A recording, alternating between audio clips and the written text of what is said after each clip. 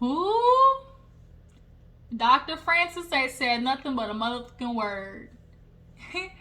He said, last minute behavior is not the same as last minute thinking. Bars. Tisha, basically what he's saying is, you need to read in between the lines, okay? It is time to read in between the lines. Your husband is playing you.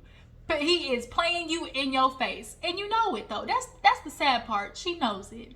So, but Dr. Francis, y'all, that is Dr. Francis is the truth of all therapists and counselors that we have seen on the show. He the one. On people. Since Iyanla is on hiatus, y'all know Iyanla is my woman. But, she decided, I'm done with these folks. So can we get Dr. Francis a show, like, today? Because Dr. Francis, like, we could use him in the community, okay? We could use him calling out some of these niggas, okay? And these women and how they allow this to go on in their life. You know, he just gets to it and real fast, too. He's able to pinpoint this so fast. It made Tisha's head spin, okay? But y'all, let's go ahead and get into this episode. Martell, drunk ass. I tell you, boy, he messed up that speech hard, okay? And yeah, it was tragic. It was just a train wreck, okay? And actually, really quick, you guys, what are you guys feeling about this season so far? I'm not gonna lie, it's giving real, yang. Like, I just kind of feel like something's missing. And I kind of seen other people say it too, where it's just like something is going on with the season. I can't quite put my finger on it, but something's off. But y'all jump in the comments and let me know what you're feeling about the season so far. So this episode, we of course open up with Martell in these tight ass suits. He came out there with his white, I guess he was trying to give real, black legacy coming to America. He had on this damn, what did the fox say sash. I don't know what he thought he was doing. He really thought he was killing it, and he wasn't. Only thing that was killed was that damn fox on his shoulder. So he's working the crowd, telling you flirt with the women's. Marceau, he over there talking about, I think I left my ring. I need to get my ring out of my pocket, And the woman's like, yeah, you might want to do this so you don't get in trouble. And it's kind of like, Marceau, you just love playing with people, and that's the problem. Now it's kind of catching up to you. It really is. But, so Martell, he goes up there for a speech. And Martell is drunk. He a little lit. You can see it in his eyes. They was looking a little heavy. Everybody talks about how Martell's not really a drinker, which is why I was shocked he did a wine in the first place. But he's up there lit. He is toasty boots. And this speech goes downhill so fast, so motherfucking fast, you guys. He started talking and hit with the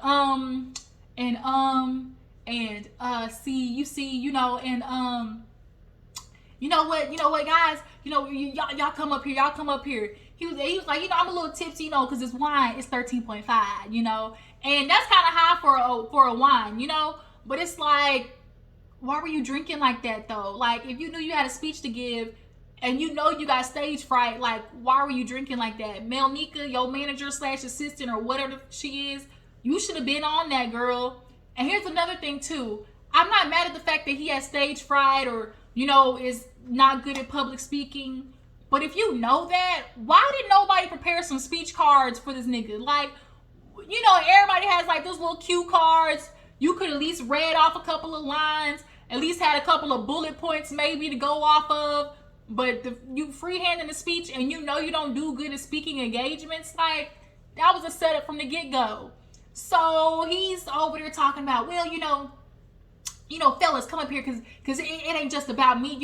We all got stuff going on. We all businessmen. We all own shit. We've been going through a lot of shit, taking a lot of shit, drinking people shit. Basically, he was saying all of them been dealing with backlash, commentary, people, having stuff to say, and we here. Basically is what he was trying to say, but it's kind of like, pause for a second. Ain't half of that stuff warranted? Y'all probably deserve 80% of the stuff that came y'all's way. Let's just keep it real. But he invited the uncle, right? His grandmother's son. And he was looking like,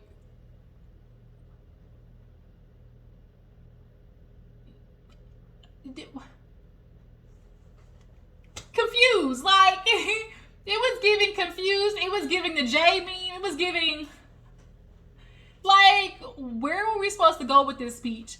Then it's about, like, oh, and I'm just glad to say, we own some stuff. It's about doing this for our ancestors. It's in my grandmother's name, and I'm just so happy I own shit, y'all. Like, it was just like, really, that's all it is with Martell. He keeps doing these little fucking craft projects. Oh, the children's book, the calendar, the fitness book, the cookbook. It's like, Martell doesn't know what he wants to do in life. And he doesn't know what he wants to do because Melly's been doing all the work for him. And Marceau, his old shady ass, talking about, I don't know whether the speech is going down because Marceau's a little drunk or if it's because his ex-partner, did all the work. Marceau, if there's something Marceau's gonna do, he gonna take shots at Martell. And they did that flashback on, had them damn flashbacks of Melly doing her speeches, accepting awards, her Miss Congeniality, her Miss Congeniality thing going. Just,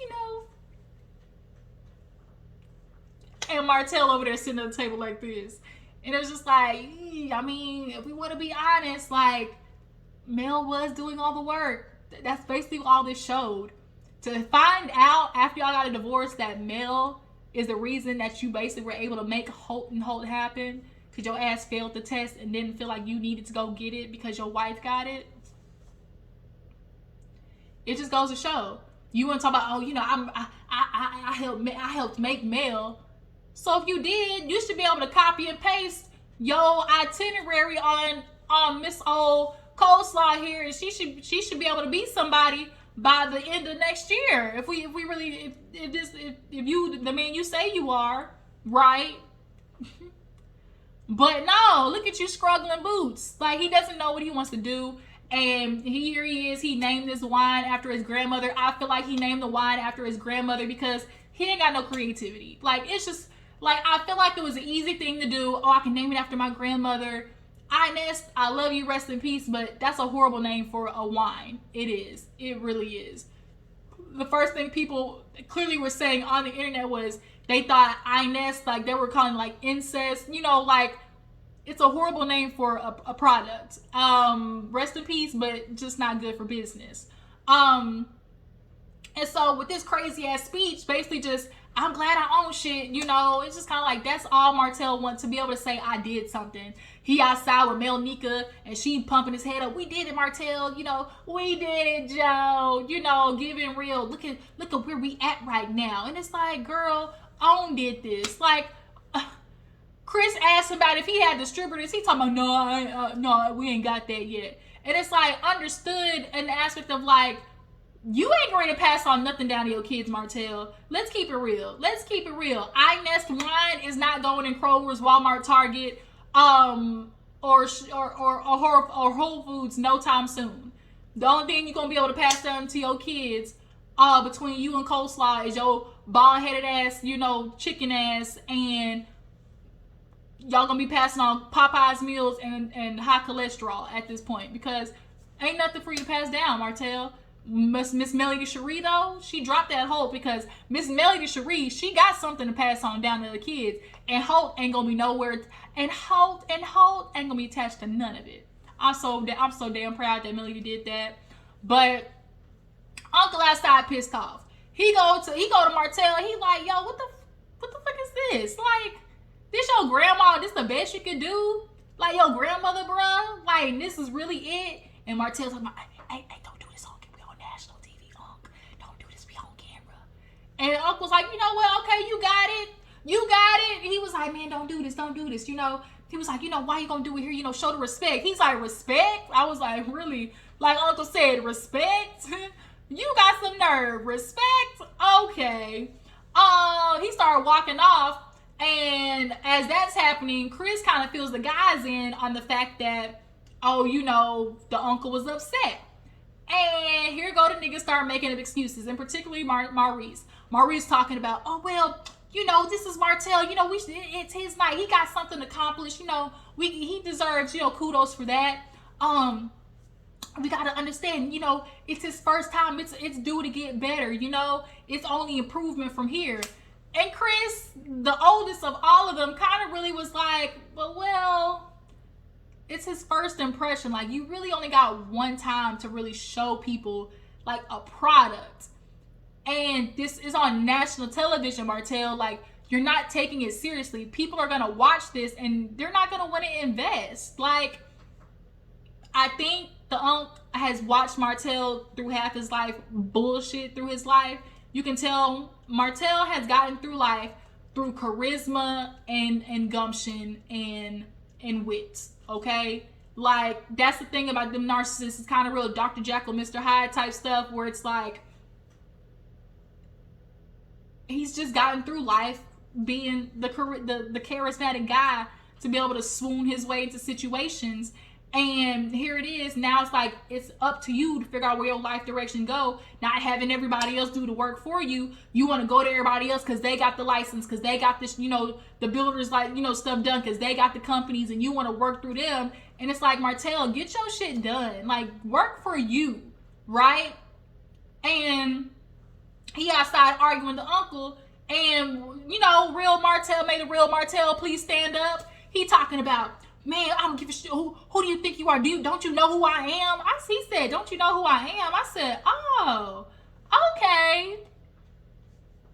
Martell, you ain't changed now. We knew that, but for it to come out like, don't you know who I am? It's kind of like, okay. Duly noted.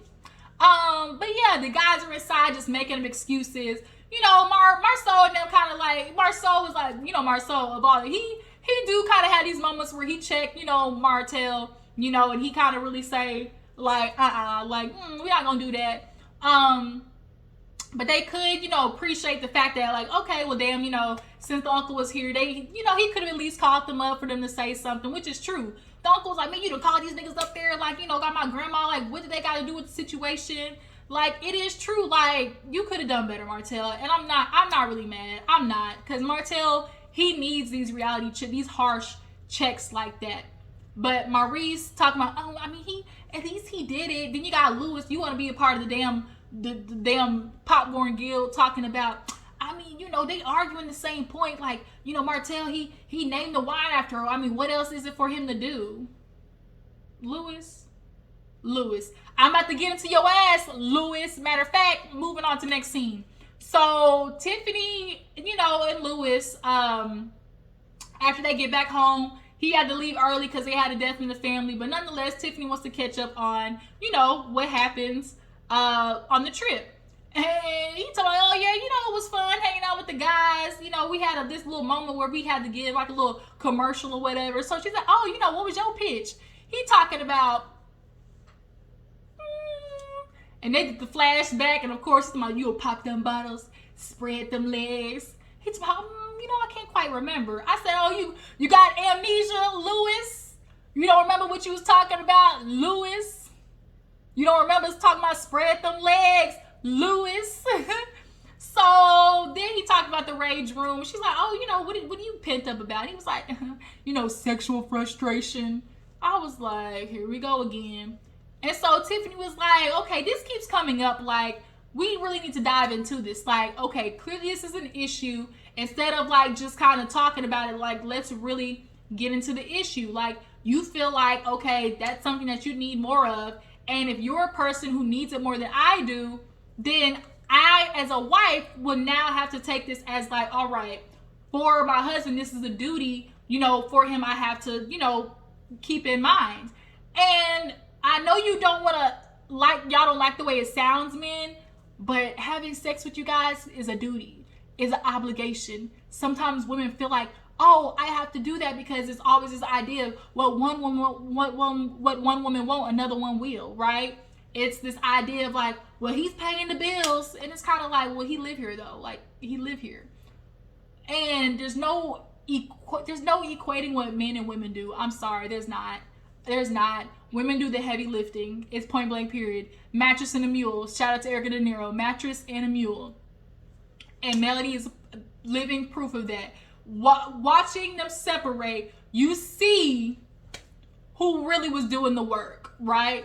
And to watch Tiffany, like, basically, it's what it is, and watch the men have the conversation. It's like, okay, now I know here's something I have to do for my husband, and even though you don't like how it sounds of it being a duty, like, it's what it is. And Lewis, I'm gonna tell you something Tiffany ain't gonna tell you, or hasn't told you. She's not really into you like that. She's not really sexually attracted to you like that. I'm sorry. Even in the midst of being mad at your spouse, some people can still, fuck on command. And they not giving that. They not giving real, even in the midst of everything else going wrong, we can get it popping. Lewis, I hate to break it to you, buddy, but the dick ain't dicking. Like, I'm looking at Lewis, the dick ain't dicking with Lewis. I'm sorry. And Tiffany a freak. And I know that because by watching, the nightcap with Carlos, when they brought the fact that, they got an open marriage or whatever, she was like, we've thought about bringing, other people in. And she was like, well, we didn't end up doing it. And you could tell it was on account of Lewis not wanting to do it. Tiffany was definitely open to it. Tiffany a freak, okay? Freaks come mad at night. What freaks come mad at night, okay? Lewis ain't doing it what it's doing. It's giving real DJ envy, okay? And I'm real sorry about that. Hey, it just is what it is. I hate to break it to you, Lewis, but you ain't breaking that bike in, all right? Tiffany want that bike blown out. So, he said, when she was like, oh yeah, I guess, it's something I have to note, like, as a duty to fulfill. And he goes, a duty or a privilege? I said, no, this nigga didn't. Oh, you more like them, you more like the Scotts and Holtz after all. And it cut, and so I was waiting for that scene to finish, but I guess production was like, Lewis, we gonna save you because as of right now, people ain't really eating your ass up, but if they finish the rest of that conversation watching that, your ass is gonna get dusted on Twitter, okay? Because a duty or a privilege, what the fuck you mean by privilege? Like, when he said that, I said, no, this nigga didn't. Even Tiffany looked at him like, privilege? Like a privilege to fuck you, Lewis? Okay. So, of course, you guys see the Scotts, they back. Kimmy talking to Maurice. She looking at him, did you touch him? He was like, define touch. And it was like, don't play. He was like, I didn't caress, I went over there for the wings. And, people be talking about the wings at strip clubs, be popping. But he was like, oh, did you miss us? You were here by yourself. And she was like, no. It was good to have a refresher. Women need that sometimes. Tisha, you might want to start getting on your refresher. Your husband had one. How about you go get one? But nonetheless, Maurice fills him in on the trip and having the rage room and, Tiffany and Lewis. And she's like, oh, that's crazy because I talked to Tiffany and, she was kind of explaining the same thing. And from her point of view, it's not that there's a lack of sex for her. And Maurice was like, well, just in general, girlfriends have more sex. And she was like, because they're getting wooed. And that's exactly right. Like, once a woman is married and has kids, men feel like, oh, I no longer got to work for the pussy. The only thing that is my entrance fee is me paying these bills, basically. Like, to get on this ride, paying the bills is all I got to do. And it's like, no. And it kind of sucks because women do feel like, oh, it's an obligation, even though I'm not mentally, emotionally connected to the fact that I'm going to have sex with my husband. I still do it because it's like, oh, I need to do this for my husband, I got to make him feel good. Like Gia said, I was wanting to give him that to make him feel good. And it's kind of like, that sucks. Like, marriage is a scam. It is a scam of all scams for women. It's a scam of all scams, especially monogamous ones. But we see Marceau and Tisha, talking about the same thing.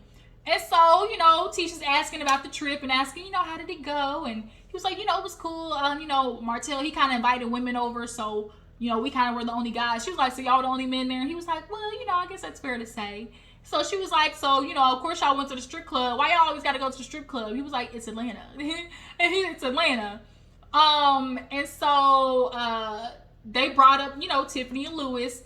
And basically Marceau started with, I'm never going to be in a sexless marriage. And Tisha was like, well, there's a difference between sexless and not enough sex. And there is. And he was like, well, you know, either way, it's just kind of crazy, you know, because if we think about it, like, if you need sex more than I do, and I can't give it to you, like, I can't be mad if you outsource. And I'm like, outsource? Bro, you really was mad at Tisha when she had Mama Wanda helping her around the house. You passed on your motherly duties. So the idea of Tisha coming to you, Marcel, and being like, yeah, your dick ain't dicking. Can I go out there? I'm gonna go out there and give me some else. You really gonna let that happen, Marcel? And especially with that retaliation, I think the fuck not. So when he said that, I just said, oh, Marcel, you real funny. So then he kind of moved on to like you really gotta listen to Marcel, because Melly did say this. She told Tisha this. She was like, with Marcel, he be rapping his truths and jokes, right? And he did that in this episode when he was like, oh, you know, when you talk about, you know, what you need in a relationship and everything, I always, you know, got confused when people like, oh, this man, he really blew up his marriage over some head. And he was like, yeah, it's that important, you know, next story. And it's like, Marcel, are you really grasping the gravity of what you just said? This man blew up his family, his kids' life, his business, his empire over a bitch because she can give him head on Tuesday, Wednesday, and Friday.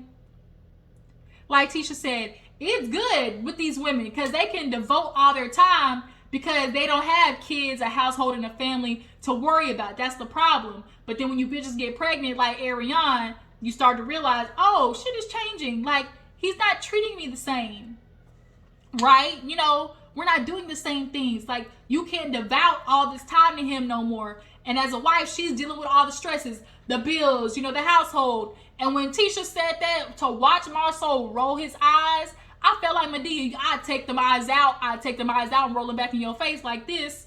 Because she was like, yeah, you know, wife, you know, we got to handle the household duties. And he went like this. I was like, no, this, like, you can tell this is how he feels when women say this. He literally feels like, oh, it's automatically what y'all got to do. And then it's like, oh, well, and husbands don't have a lot to do. No, no. Which is why you had to turn what you said into a joke, because in all seriousness, there's nothing else that you can list. Because he was like, oh, you know, we got to go to work and we got to go out and hang out with our guy friends and have a drink. And then we got to come home and have sex. What? Like, you have to turn it into a joke, because in all seriousness, what you men do, what you bring to the table, I'm sorry, it does not amount to what a woman brings to the table.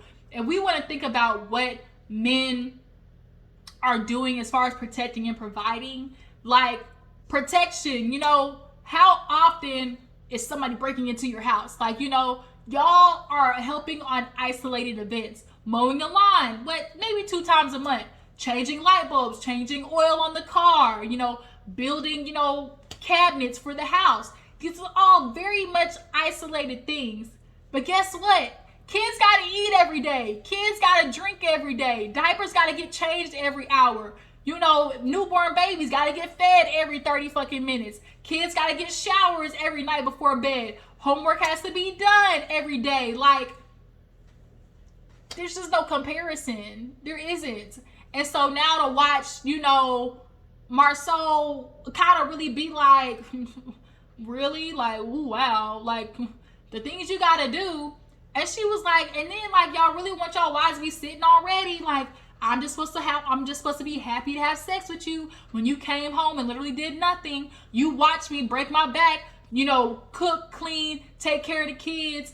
And then now when I lay in bed, I'm tired after servicing everybody else. Now you want me to service you with a blow job? That's why it's called job. Okay, that's what you want? No.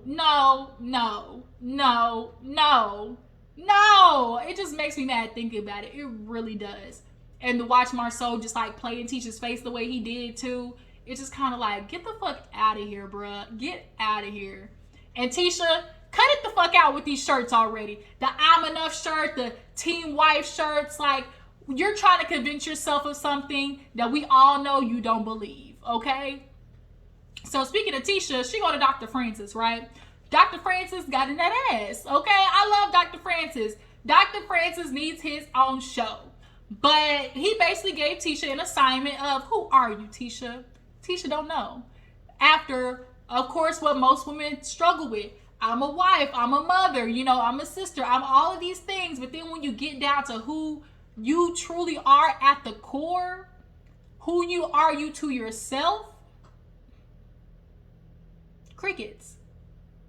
And Tisha's like, oh, I done cried in the mirror many a times. Because it's like, Tisha, when you look back on your life, like, this is not how you thought it was going to turn out. You stayed in a unfulfilling marriage, Yeah, you got married to this man because you had his baby, essentially. That's what happened. And another thing, too, when Marceau was talking to Tisha, he really kind of basically gave Tisha, like, the underhanded check of, well, when people go through stuff, what did he say? He was like, to watch them go through that, it's a choice. And that's why, me and you, or he was like, that's why we tough out. That's why we tough out the hardships, because, it's a choice to go down that road. It's a choice to make a decision to do that. Basically, it's a choice to decide to get a divorce. And he basically was like, bitch, we toughing this shit out. Or essentially, you're toughing it out, is what Marceau was saying. Because Marceau ain't going nowhere. The only way that relationship ends is if Tisha ends it.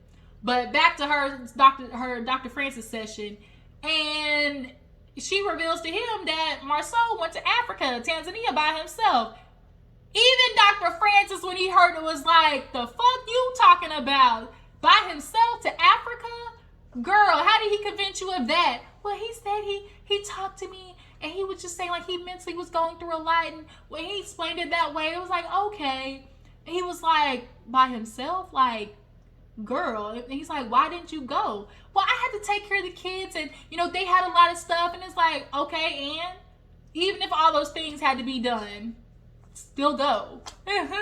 Even if. And every time she mentions about taking care of the household, the kids, it's I. And this is why it bothers me with men, because it's like, y'all say partnership. Follow me. I'm going to lead you to the promised land.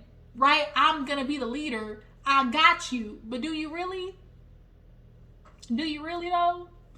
And so she starts talking about that. And I really just got upset, because it's like, when you think about it, even if this man needed some time by himself, give him 3 days to go to New York or Vegas or, Florida, but Africa. And so Dr. Francis had to let her know, because she's like, yeah, he just dropped it on me last minute. I told him he can't do that. He was like, because there's codependency. Like, he can depend on you for all this shit, because anytime he knows I throw it to Tisha, she'll take care of it. I can throw something in her lap and she'll do it. And it's the truth, because she's stuck on this, like, mindset, this wave of, I gotta be a good wife, like, I'm gonna be a good wife and handle it, and he was like, he let her know, girl, Africa ain't like going to the grocery store. He knew he was going, right? It was only last minute for your ass.